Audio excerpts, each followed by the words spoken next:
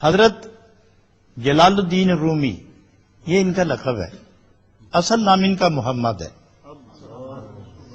یہ حضرت ابوبکر صدیق رضی اللہ تعالی عنہ کی اولاد میں سے ہیں۔ جلال الدین یہ آپ کا لقب ہے۔ آپ کے علمی فیضان اور جلال نے تبھی استقلال اور تمانیت نے جس طرح رخ کیا، پہاڑوں کے کلیجے جر گئے، اور جس طرف آپ نے رخ کیا دل متوکل ہوئے، زبانیں شاکر ہوئیں، روحیں بیدار ہوئیں، نفس مطمئن ہوا، اور بچھڑا ہوا انسان اپنے مالک کو پانے میں کامیاب ہوا۔ آپ اصل میں بلخ کے رہنے والے تھے، اور آپ کے والد گرامی حسین یہ خواصم شاہ جو افغانستان سے لے کر عراق تک یہ تمام ایک ہی سلطنت تھی، اور اس سلطنت کے وہ سلطان، بادشاہ اور حاکم تھے۔ جلال الدین رومی کی والدہ ان کی صاحبزادی تھی، تو بادشاہ نے جب ان کا علمی مرتبہ اور تصوف کی جلالت اور لوگوں میں ان کا احترام و تمکنت و عظمت کا شعرہ دیکھا، تو آپ نے انتہائی حسینہ جمیلہ بے مثل خوبصورت شکل کی بھی، عقل کی بھی، سیرت کی بھی، صورت کی بھی بے مثال اپنی صاحبزادی کا نکاح ان سے کروا دیا، اور ان کے اس بطن اطہر سے، اس کے پاک نفس سے حضرت جناب محمد جلال الدین رومی پیدا ہوئے۔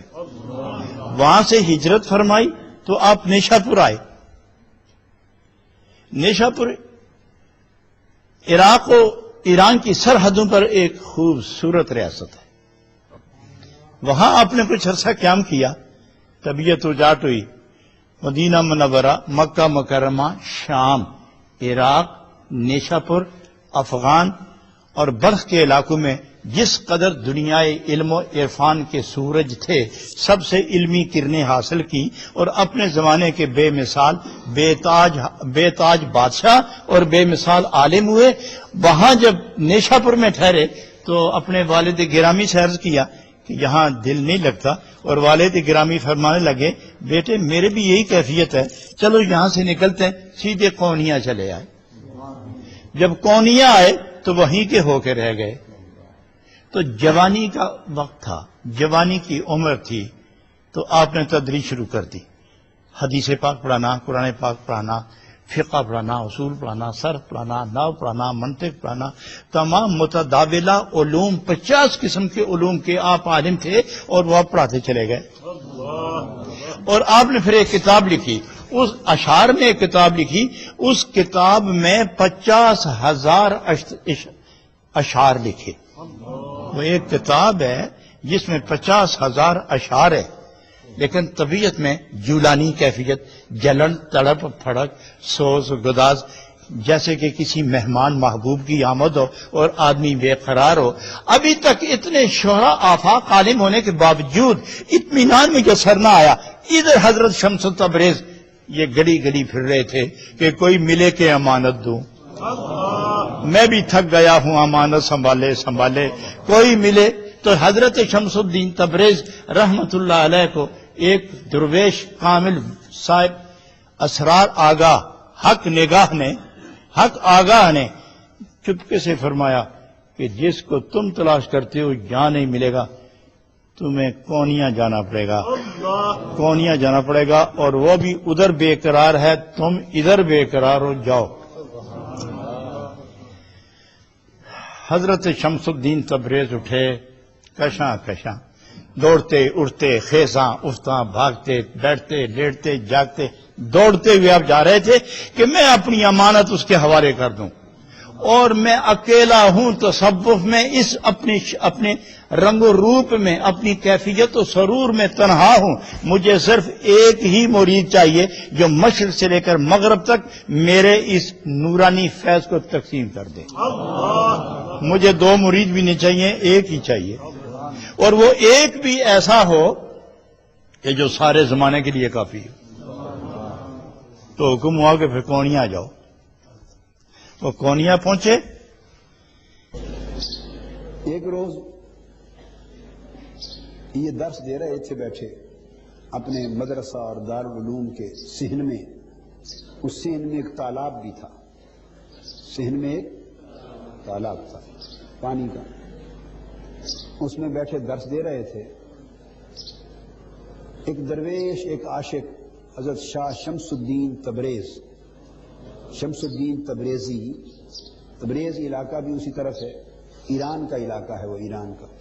حضرت شاہ شمس الدین تبریزی رحمۃ اللہ علیہ. یہ ملتان والے نہیں ہیں، یہ غلط نام ہے مشہور. ملتان میں بھی مزار ہے نا اس نام سے، وہ غلط ہے. وہ شمس الدین تبریزی نہیں ہے، وہ شمس الدین سبزواری ہیں. تو غلطی سے لوگوں نے تبریزی کر دیا ان کو. وہ نہ اس طرف آئے نہ یہاں ان کا مزار ہے. ان کا مزار بھی ادھر ہی ہے. تو شاہ شمس الدین تبریزی رحمۃ اللہ علیہ درویش تھے، عاشق تھے. وہ ادھر آ نکلے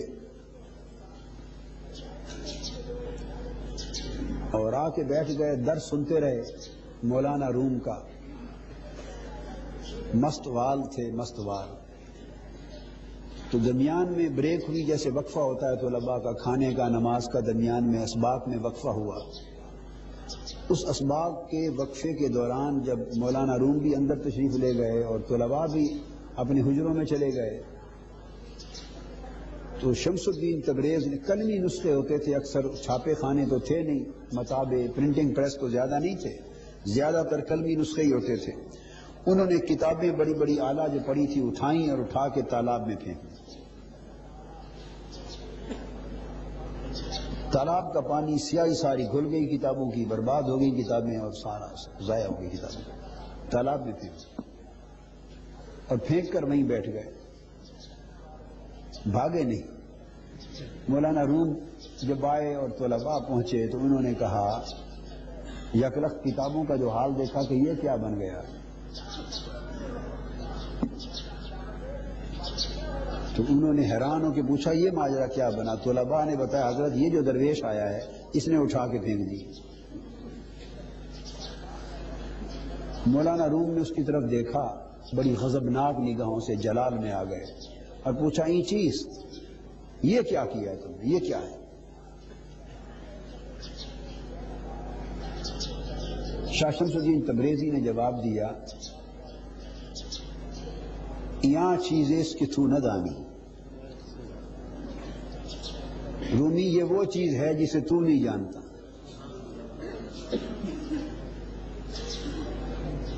مولانا روم بڑے غصے اور جلال میں آ گئے کہ یہ کیا بات ہے، کیا تباہی کر دی. انہوں نے پوچھا کہ اس میں کیا تھا، تم جو ناراض ہو رہے ہو تو یہ میں نے کتابیں جو پھینک دی ہیں تو اس میں کیا تھا، یہ کیا چیز ہے. کتابوں اس کے بارے میں پوچھا شمس الدین تبریزی نے کہ یہ ہے کیا چیز تو اتنے ناراض ہو رہے ہو. وہ علم تھا. مولانا روم نے جواب دیا کہ یہ چیزیں کہ تو نہ دانی. اے شمس الدین تبریزی یہ تو علم ہے، میں اب کیا بتاؤں، یہ وہ چیز ہے کہ تو نہیں جانتا. یہ کیا چیز تھی جو تو نے برباد کر دی. شمس الدین تبریزی مسکرا پڑے، ہنس پڑے. انہوں نے کہا اچھا تو کیا چاہتے ہو. اس نے کہا ہماری کتابیں لٹ گئی، علم چلا گیا. اس نے کہا گھبراؤ نہیں، میں تمہیں واپس دے دیتا ہوں. وہ تالاب میں کود گئے، ایک ایک کتاب اٹھاتے گئے اور اس طرح جھاڑتے اور کتابوں سے گرد نکلتی. ساری کتابیں نکال کے مولانا روم کو دے دی.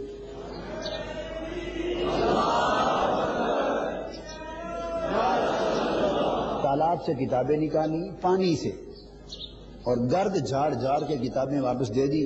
انہوں نے کھول کے دیکھی تو کسی کتاب کی سیاہی بھی مٹی نہیں تھی، سب سلامت تھی. مولانا روم ہل گئے اور پوچھنے لگے یہ چیز یہ کیا ہے. تو انہوں نے جواب دیا یہاں چیز ہے اس کے تو نہ جانی، یہ وہ چیز ہے جو تو نہیں جانتا.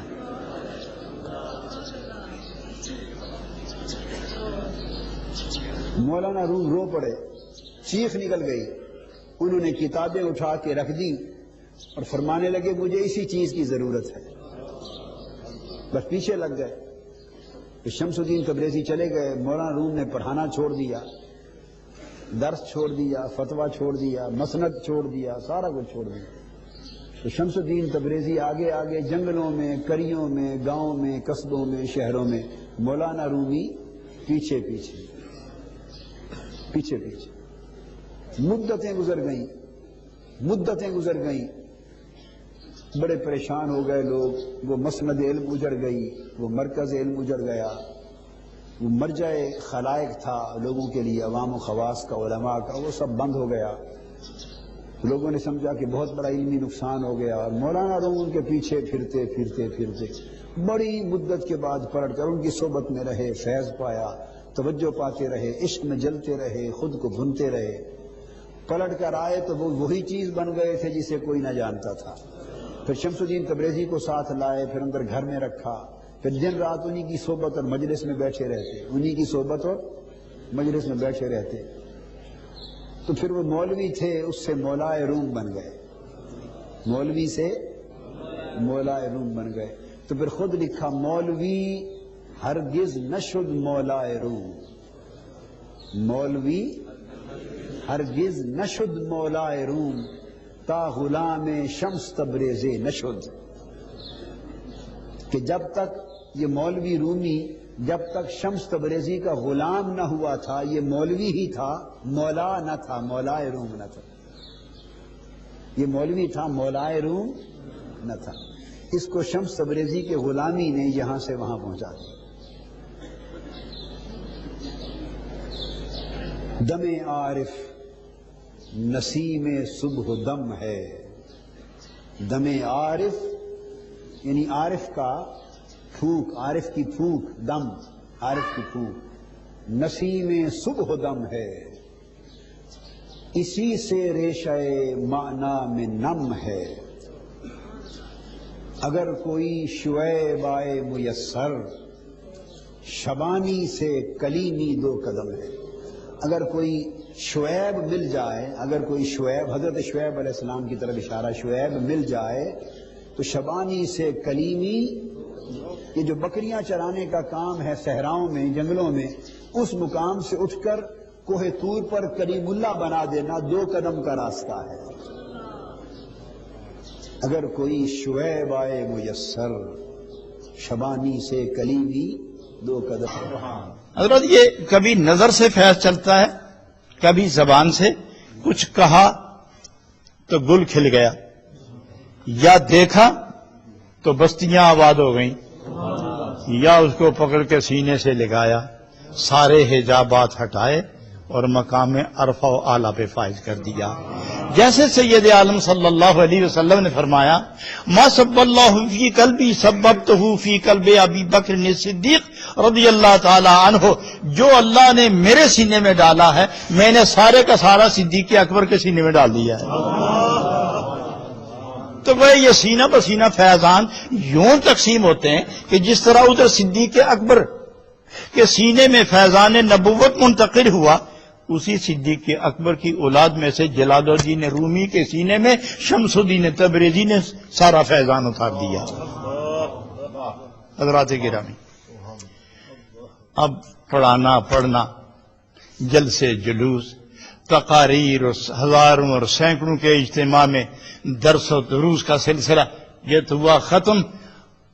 اب پریشانی, حیرانی اور طلب بڑھتی چلی گئی, آگ لگتی گئی, طلب بڑھتی گئی. طلب پھڑک کا جو سلسلہ شروع ہوا, اللہ غنی.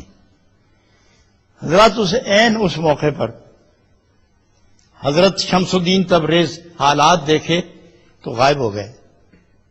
وہ کونیا سے نکلے, دمشق چلے گئے, شام کے علاقے میں چلے گئے. ادھر یہ بے چین ہو گئے, نہ رات کھانا, نہ دن کھانا, نہ صبح کھانا, نہ شام کھانا, رونا, تڑپنا. یہ قصہ تھا, کہاں گیا میرا محبوب, محبوب کے سوا در و دیوار آئی نہ شد از کثرت شوق, ہر کجا میں نی گرم روئے تو راہ میں بینم، محبت جب انتہا پر پہنچ جائے تو پھر در و دیوار شیشہ بن جاتے ہیں اور اس میں بھی محبوبی کی صورت نظر آتی ہے۔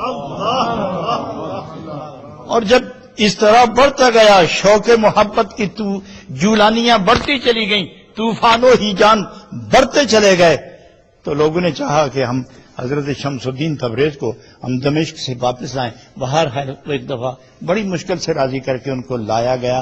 لوگ ناراض تھے کہ ہزاروں انسانوں کو درس قرآن و درس حدیث دینے والا اور محبت کی مے پلانے والے کو کس طرح مدہوش و قلندر و مجذوب کر کے رکھ دیا ہے کہ بات کرو ایک تو جواب دیتے ہیں وہ کوئی اور جو ہماری سمجھ سے بالا تر ہوتا ہے۔ الغرض لوگ ان کے مخالف مگر آئے، اور حضرت شمس الدین تبریز پھر آ کے ایسے گم ہوئے کہ کسی کو ساری زندگی نہیں ملے۔ بعض نے کہا کہ مولانا روم کے صاحبزادے نے ان کو قتل کر دیا تھا، اور بعض کہتے ہیں کہ وہ